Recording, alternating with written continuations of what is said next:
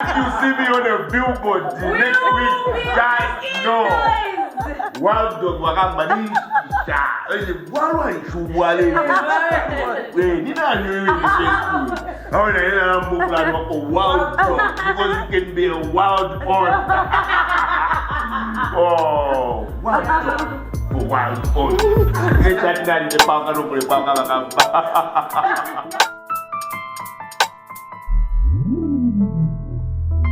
What I have found as a great concern, over the past 4 or 3 years, is how, for example, at a national level, Zambia is in quite a lot of debt.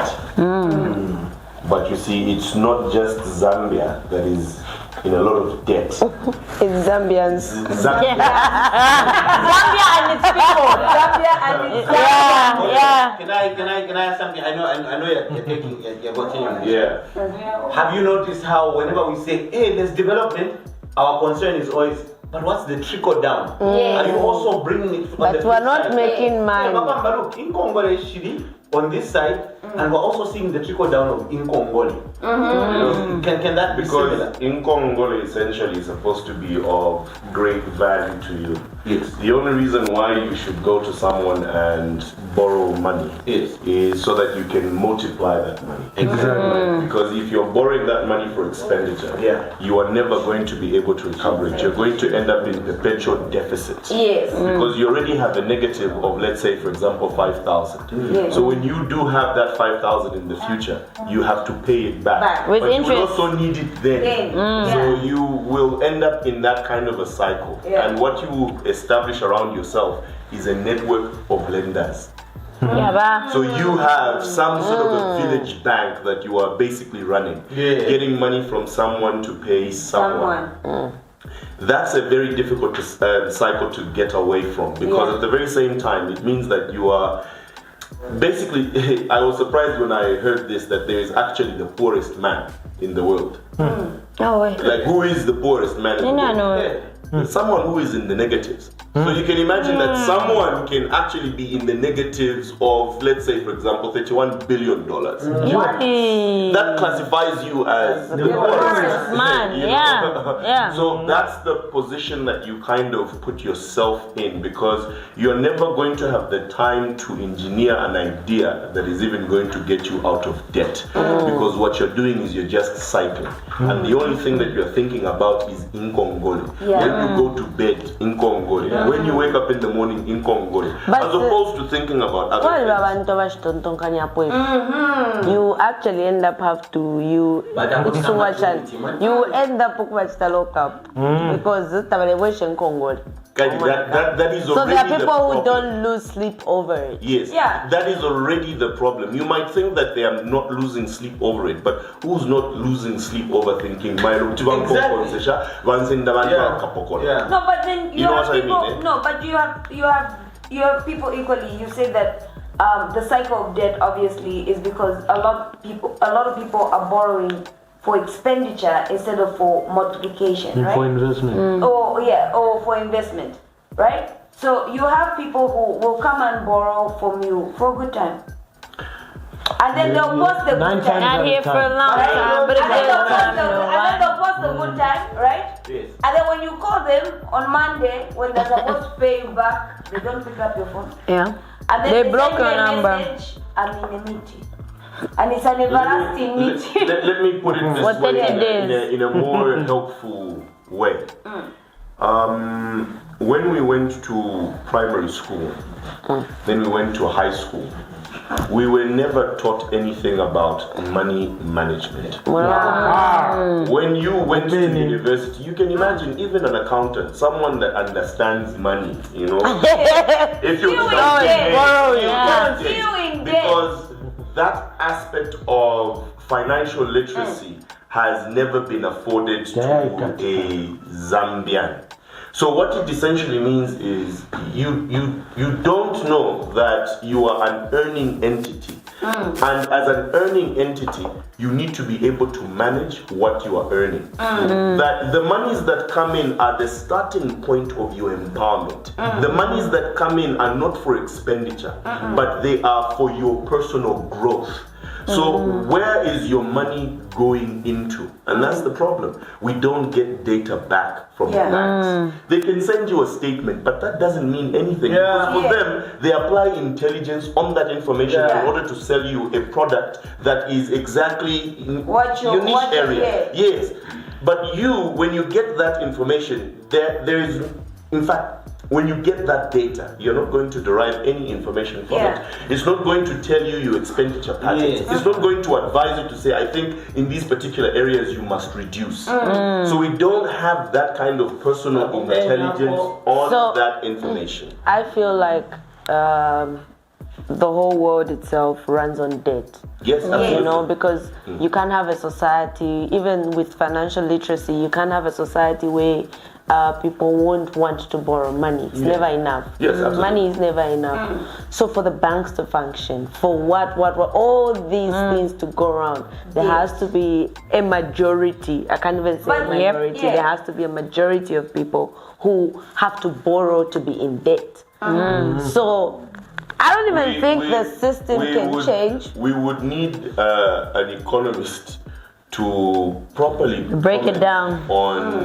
how the global economy functions and how it's got a reliance on debt. Let's say, for example, a bank asks you constantly that you need to have a savings account. And you know, often people think that a savings account is the best way to go.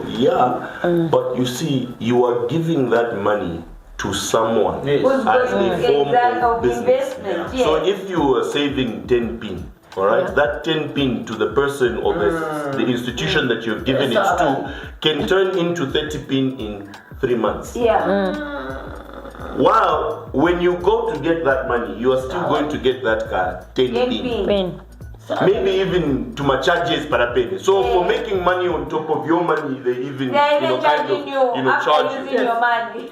But it's preying on the fact that we do not have that financial literacy, and that's why there was a birth of cryptocurrency, which is independence for the people when it comes to your own money. If you have 10,000, it is 10,000. Not available balance is 9 p, and then available balance.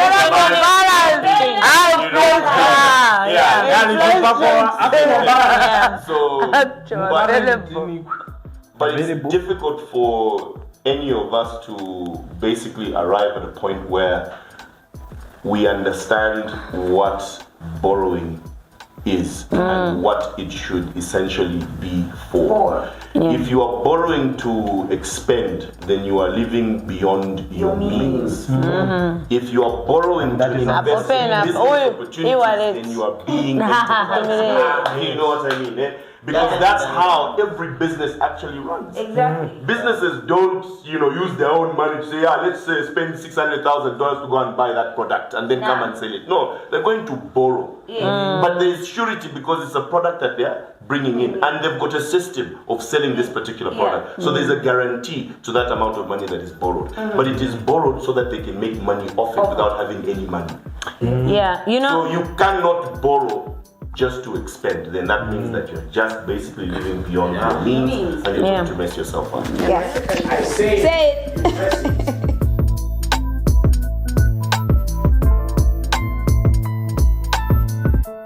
We tend to borrow for different reasons, and I speak from experience. I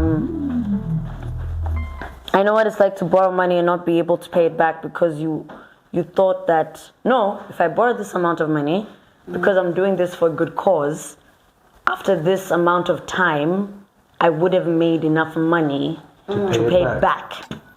And then shit hits the fan, right?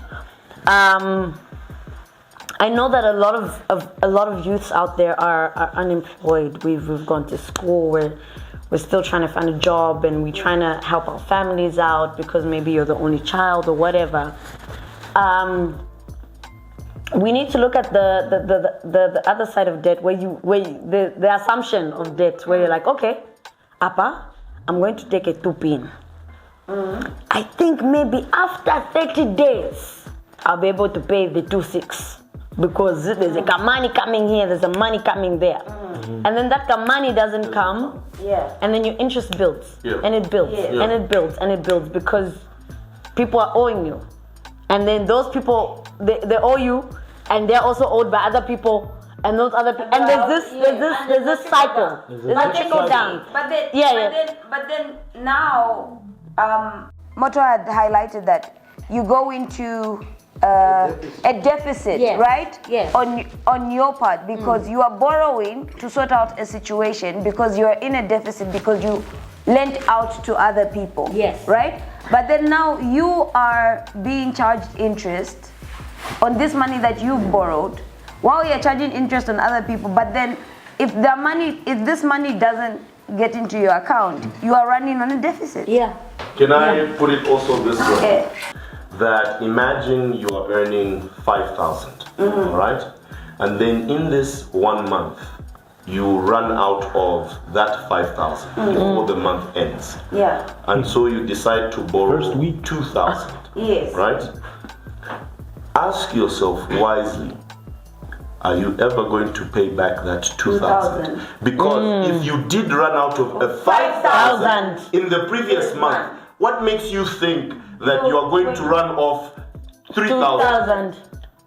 Which means that yes, you're going to have the ability to pay it back, but when you do pay it back, you still need to borrow. Yes. So you probably are going to. So now you've ended into a perpetual debt cycle without even knowing. Over the fact that you got money that you cannot pay back. The only way you can pay this money back is if your earnings fluctuate.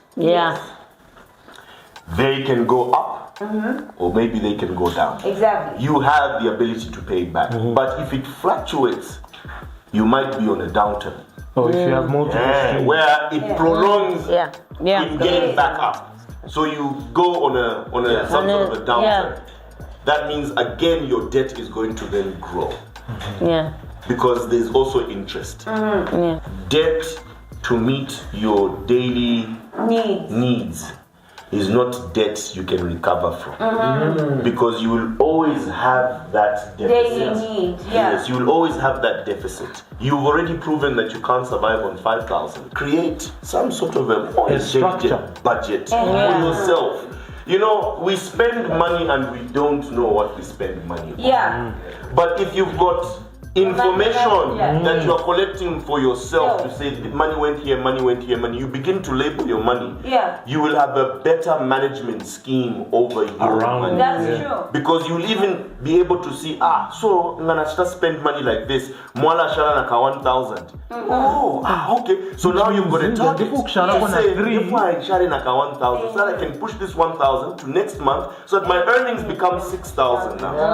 Right? And then when you see that, you spread it over 6 months, so you spread it over a year, you find that I can actually earn more money, because you've created some sort of a structure, and that's how companies plan basically. You know, why should you yourself as an individual not be able to plan that way? Exactly. You know, but it's part of management basically. Yes. But where do you get that skill? Exactly. Clearly not from you. No, it might have not been the most ideal way to learn financial literacy or management. But my mom used to do this thing, like to understand money, right?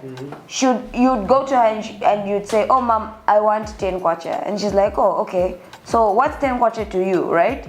So you're like, oh, I'm gonna buy my biscuits and my blah, blah, blah. But she's like, okay, there's like 4 of you here. So if I give 4 of you biscuits and whatnot, how much is it? How many loaves of bread will I buy in 10 kwacha, basically, right? So anytime, like even when I'd be, and thank God for boarding school, because that one teaches you how to manage your everything. One last thing. Because we are giving practical examples. I like that.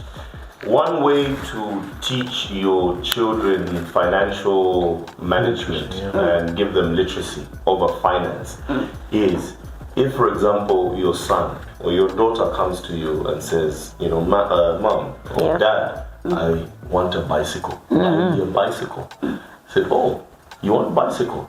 You remember I give you to my allowances. How about you begin to save for that bicycle? And when that money amounts to the price of a bicycle, we can go and we can pick your bike.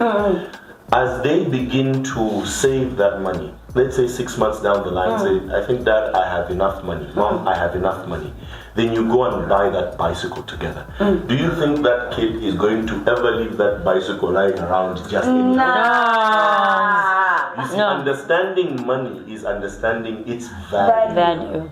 When you don't understand the power of money, you will spend it uselessly. Because you don't know exactly what you can do. A garden man from Bauleni comes to me and says, yeah, boss, I've been thinking of starting a business of my own. Oh, great. I'm planning on selling containers or renting out containers in the compound there because there's water collection and chan. And I'm thinking to myself at my level to say, obviously it would require such a great amount of money. This guy says, all I need is, not all I need, but what I need is 800 kwacha. And I'm thinking to myself, 800 kwacha, that could be for lunch and some drinks. You know what I mean? To me, that could be for lunch and some drinks. And yet, to this person, it's a business.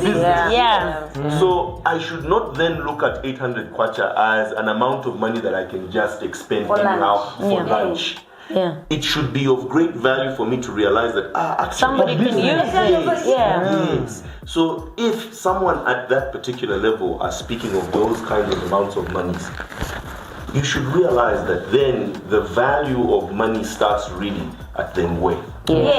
And because changes the whole thing. What are you going to do with the money? And I think what you said where you are teaching your kids and whatnot, and the whole teaching our kids should start at a very young age. For my son, we have a piggy bank. And at least he knows coins now. So every time he says, I want to, if he picks one, Mommy, a 15 coin. I say, okay, put it in there, we're saving. When he says he wants biscuits or whatever, we go and say, okay, where is that money that they go, oh, it's in here, you try and, but at least he's learning and knowing to say, oh, so I put it in here, I can use it some other time. So I feel like small lessons like that. And subscribe because we gon' say yeah.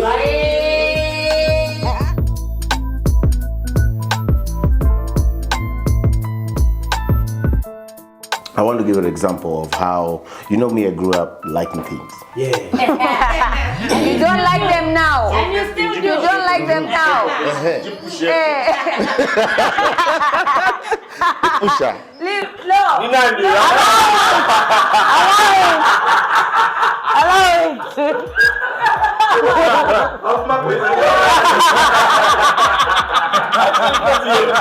The example that he gave, and what she's just from talking about. I grew up liking things. Coming to a point that they say that we need to teach our kids when they were very, very young, man. I used to love things. When it's game time, weekend, I need new shoes, I need new. So this is what Mama used to do. They give you at a point, I can't remember, if it's 5 kwacha in a day or every after a day, like 5 kwacha. So I used to keep the 5 kwachas. Okay? I reached a level where after a month, my mom would know and my dad would know that he has money. You know why? Yes. Because I will keep the 5 kwacha. That's one. I will keep the 5 kwacha. After keeping the 5 kwachas, whatever it is, I would wash my mom's shoes when she's back. And after that, she will pay me. Okay? I'll make sure in the morning. For every chore you'd have an allowance. They knew that he keeps money, and they said, no, this is what you do. Not all the time you're coming to me to ask for money. Make sure you keep your 2 kwachas, all the time, the 5 kwachas, the 10 kwachas, you're keeping them. Come weekend, there's teen time, there's variety show, I'm with new shoes. You know why? Because they used to tell me, this money that we give you every day. Do you know that if you're keeping every single day, it's growing. Yeah. At the end of the month, you have this much money. Yeah. Come the end of the month, I'm going way back. We used to go to Salawola, buy the good jeans. You go there and get the best clothes, but the principle is saved for it. Exactly. And they taught me, trust me. The reason why I knew how to open an account on my own when I was very young is because they told me these two kwacha that we give you, the 10 kwachas, do you know that if you keep them for the next 1 month, at the end of the month, you have this much money? I said, hey? 1 month. 1 month. But you know, I'll have this much. I know to what the three of you have said, right? Yeah. Let me give you an example. So, at some point in my life, right, with me and my, I have to say this for illustration purposes. 1 month. I don't have any biological siblings myself, like mom and dad and whatever. But my step-parent, my stepmom, my dad, whatever. Anyway, whatever. So we reached a point where my dad and my stepmom were making a lot of money. Yeah. And we were the rich kids. You know, like where the families would come for Christmas, for New Year's. That was the holiday home. Hey, with the holiday home. And we would get an allowance every month of 3,000 rand. What? Oh, yes. It's not here. Okay. You can zoom in so I can say it again. 3,000 rand, right? We were 5 of us. So it was me, anyway, we're 5 siblings. We would get 3,000 rand every month. So 3,000 rand each, right? And my dad would encourage us to save. We opened savings account and yada, yada, yada, yada, yada. And then shit hit the fan. The money started becoming less and less and less and less. And then we hit, not poverty, but the life that we were accustomed to changed. Yeah. Right? And so now, we now had to start saving. Because in our minds, we're like, every month mom and dad will give us 3,000 rand. Spend it. The spending, you go to this shop to buy this, you even tell your friends, no, we're having a braai. But with that, I think that's why people who come from such backgrounds end up being the most in debt. Yes, so because now they still want to keep the same lifestyle they knew. So this is when life has changed, but they cannot adjust. So this is what I'm trying to say. For me now, as a mother, I give what you what you were saying about teaching them while they're young. Yeah. My son, I give him the basic of chores. He's 5. At 5 years old, I don't even remember having chores. But I give him the basic of chores so that he understands that, in order for you to get money in this life, you need to do something. You need to work for it, right? So it's like, okay, close the windows and the curtains in the house every day. For each window and each curtain that you close, you will get 5 kwacha. So here, this window here, you close it, it's 5 kwacha. For the curtains, it's 10 kwacha. Just here. You go to the bedroom, the window, 10 kwacha. You go to the kitchen, 10 kwacha. You go to the bathroom, 40 kwacha in one day. Closing the windows at 14 hours. For him, he's at that stage where it's like, oh, mom, I want an ATV. I was like, what the is an ATV?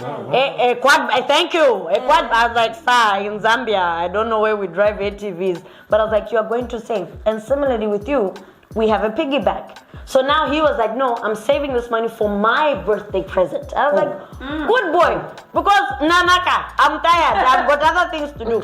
But it's the principle that I didn't get to learn at his age. Yeah. So, again, the mandate is on us as current parents or future parents or guardians, whatever it is. We have the responsibility for the future generation to be like, listen, this is where I messed up financially. And this is where I want you to do better financially. Because if I was drowning in debt at the age of 25, 35 or whatever, 45, I don't want that for you. So start now to understand the value of money, to understand why you need to work for this, to understand why you need to save. I know some people say there's no importance of saving because you're still going to end up using the money or whatever. But it's so important to learn the saving culture at a young age. Because as the discipline of knowing like, okay, I have that 5,000 kwacha. I will pay 1,000 kwacha to my rent. I will pay 1,000 kwacha to my groceries. I will pay 1,000 kwacha for my transport for the month. I have 2,000 kwacha left. What do I need in this month? Okay, I need a new pair of shoes that will cost me 200 kwacha. What do I do with the rest of the money? I don't need to do anything else. Do I need to buy this? Do I need to buy that? No. I will save the money. I will bank it. It's so important for the younger generation to understand saving, to understand working for money. Like you were saying, you would do chores for your mom and your dad.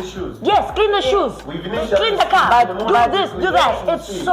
But you see the knowledge that it's not everyone gets that knowledge that you say. Yeah. That you say when they're very young.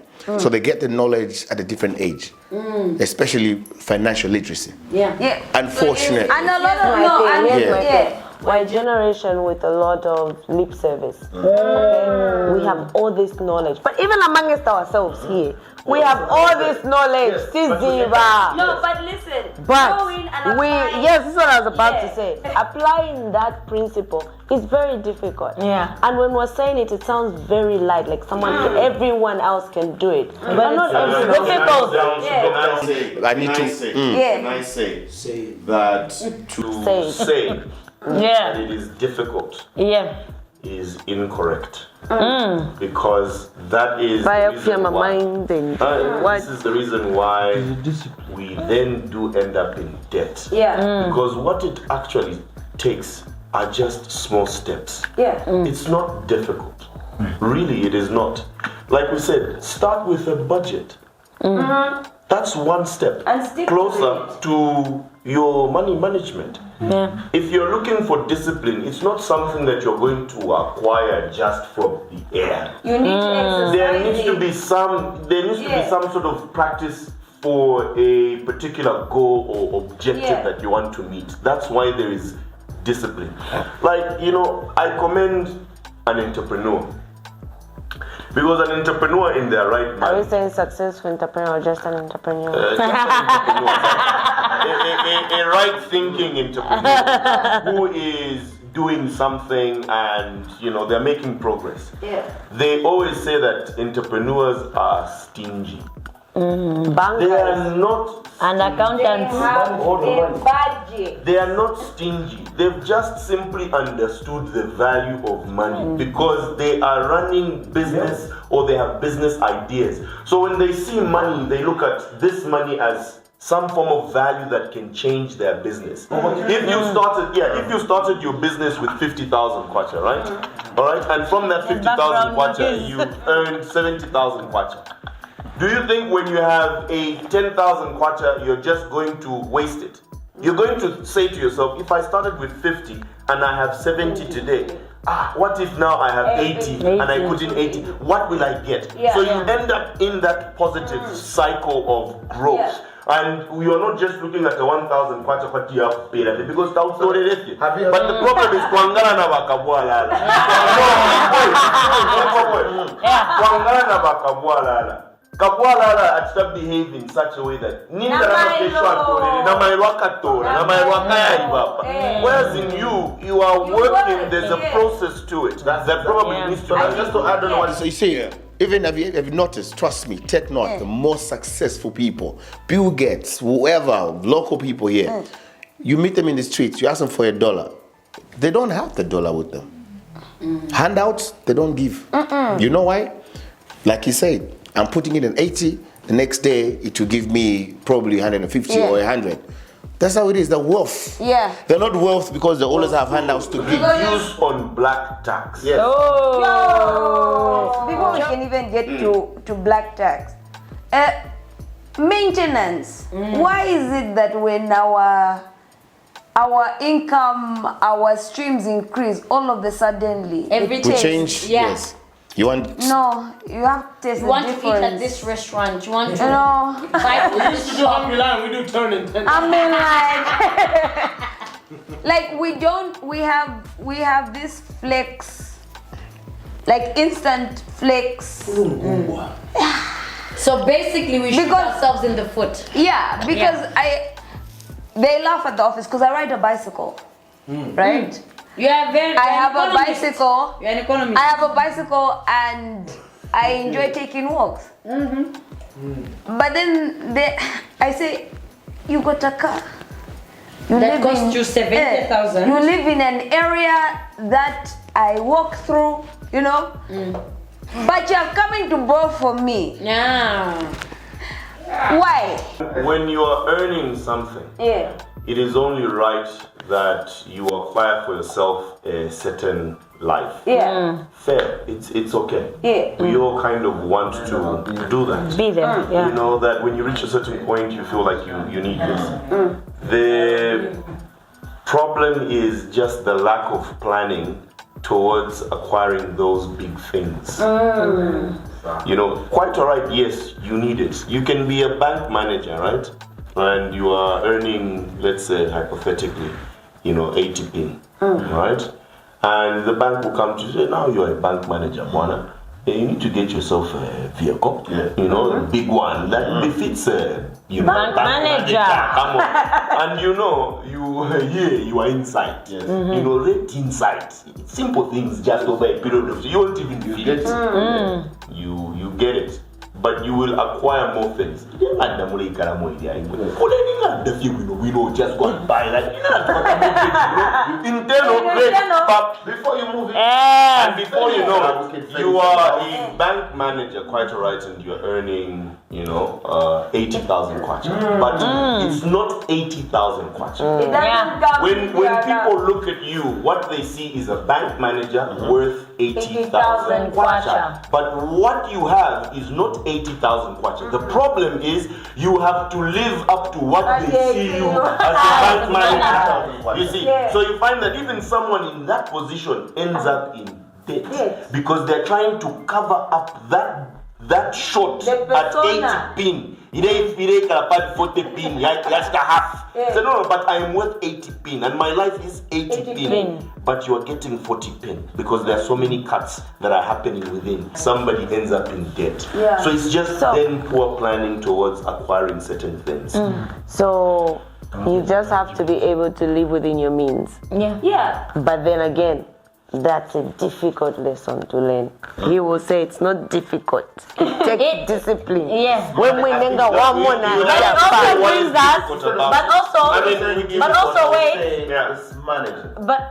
But also it brings us to the previous conversation we just had about social media and reality and living up to a life. No. There are those people. I feel there are those people who living up to expectations. But then again, no, Abby is a celebrity. So she should be exactly. She should always be here. That's the thing. Also, I've had this happen to me before. I walked into a Zantel store. I was buying talk time. I bought talk time with 5 kwacha because to me that 5 kwacha was enough. Do a lot. Yeah. The lady who was serving me, she's like, I watch you on TV. You're coming to get 5 kwacha. Discrimination. Yeah. By the service provider. Imagine. To me, because I see you on TV.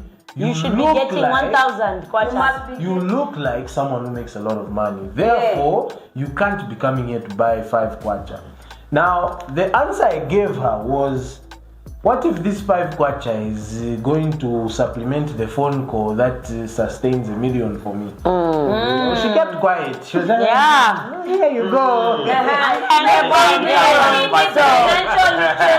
again, it goes back to financial discipline and knowing who you are. You are living within your means because you know as Destro, if you can't do anything. You with your budget, you've only spared. I will get 5 kwacha or 15 or 20 kwacha. So it's 5 kwacha per day, and that's good for you for the month to run with. And your money stay intact. You're not going beyond what you initially planned. This is why they come back and bala to show sana as celebrities. Atao to alaba pela fi obunga na 3 pin. That's enough. Why? Because niggas are in debt. Niggas are in debt and they look So the biggest thing that even I think maybe this can even be like my closing remarks. In closing. Because Muzambia everyone is a celebrity. If you're on social media, you are a Yeah, celebrity. celeb. Yeah. We even have categories of influencers. We've got people TikTokers. with music. About TikTok, everybody's famous. But the biggest thing that I can say to a lot of these people is that they break their backs to keep up appearances. And the debt culture is High. at an all-time high. And then you find the people who follow them are also trying to find themselves in the same spaces these people are found in, so that they can proximity, so that they can say, I was with Ketura over the weekend. I was with Loso Kukora. You know, this person is an accountant. They know that their salary cannot sustain them being a member at the quorum. But they break their back to do that because the trickle down effect from people who are influential and the people who are influenced. It maintains this the facade of debt culture. You know, recently I think this was a passing comment I even made in the last episode where I said there are guys who borrow iPhones. I'm going for an event. Let me hire your iPhone. Let me hire your iPhone. No, sorry, I'll out someone. He's very upset. Okay, he was going somewhere and then he called me to say, wait, so I'm better quite for you. Obviously, he was saying it jokingly, but it's what happens. It's It's not like he was being serious about borrowing, but we laugh at those people who, you know, can't. Like, boy, just mago for you. The manga kwa picture kwa picture, mano, gande ko pa. We make fun of these things, but they actually happen. Yeah. You know, people even hire out apartments and invite people and make it seem like that's where they stay. Oh yeah. And then, you know, there's a situation where someone was trying to visit someone on a random Tuesday. Oh wait, I'm in But anyway, coming back to Anyway, coming back to my point, the point that I'm trying to drive. The point that I'm trying to drive here is I'm not trying to be salty about anyone or anything, but you know, as a unit, the best way we can help each other is to educate each other. You know, and in as much as not to say kasana, I'm very sure someone has learned something from what we have, you know, relayed and everything that we have said. Money management is very key because money, especially in a transactional culture like the one that we have here, is managing that money is very important because it creates not only an outlook but also alleviates you from stress. Like there's a lot of unwanted stress. A lot of people are going through. Some of the depression a lot of people have is in Congole. It's in Congole. They are broke. So they are stressed and depressed because they are broke. Why are they broke? Because they're trying to keep up an appearance that they never needed to keep up in the first place. They should have come from a place of knowing their own self-worth and saying, oh, this is who I am. I can't do anything anyhow. I must understand that for me to function, these are my basic needs. I was talking about my birthday and how I want presents. And I started with this. Money. And he asked me a question like, oh, you are very easy. And I went on further to say, you know what? We need to start empowering ourselves like that. He said, oh, Abby, it's your birthday. So listen, let's go to Lusaka Stock Exchange. Let's at least, my birthday present to you is something, you know? And maintain this. I'll be checking on you at least every 2 months, you know? Like, are you? Yes. Like, we need to create a culture of, you know? Their birthday present. Because there was that whole... Third, I'm just letting you all know. We have enough time. You must reduce the number of people that have a problem with you and increase the number of people you have a problem with. Then you know you are okay. Yeah. He's talking about me.